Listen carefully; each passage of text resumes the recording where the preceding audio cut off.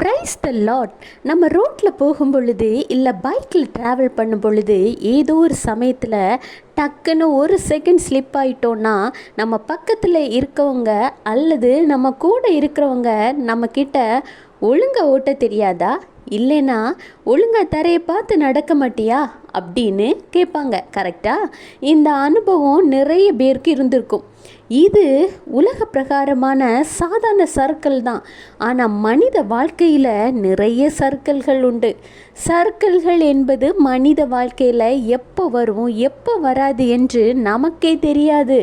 ஆனால் அப்படி நீங்கள் தெரிந்தோ தெரியாமலோ ஒரு சர்க்கிள்களை சந்திக்கும் பொழுது உங்ககிட்ட கூடவே ஒருத்தங்க இருந்து உங்களை கைப்பிடித்து தூக்கிவிட்டால், அப்படி இல்லைன்னா நீங்கள் சறுக்கும் முன்பே நீ இந்த காரியத்தில் சறுக்க போகிற பார்த்து நட அப்படி உங்ககிட்ட சொன்னால் எவ்வளோ நல்லா இருக்கும் இல்லையா? இன்றைக்கு ஆண்டவராக இயேசு கிறிஸ்து அப்படித்தான் உங்கள் கூட இருக்க ஆசைப்படுறாரு. ஆனால் அதற்கு நீங்கள் இடம் கொடுத்தால் மட்டும் போதும்.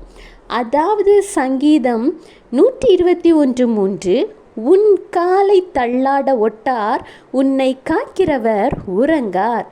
ஆண்டவராகிய இயேசு கிறிஸ்து உங்களை எந்த காரணத்தை கொண்டும் எந்த சூழ்நிலையிலும் தடுமாறவோ சறுக்கவோ விடுகிற தேவன் இல்லை.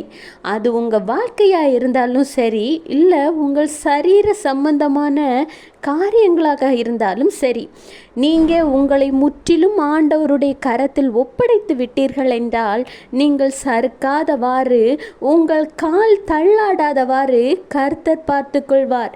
ஏனென்றால் உங்களை காக்கிறவர் உறங்குவதும் இல்லை தூங்குவதும் இல்லை. நீங்கள் ஆண்டவரோடு பேசுகிற அனுபவத்தை ஜெபத்தின் மூலம் அதிகரித்து கொண்டாலே போதும். ஆண்டவர் உங்களோடு கூட நடக்கிறத உங்களால் உணர்ந்து கொள்ள முடியும். Have a blessed day. Jesus bless you.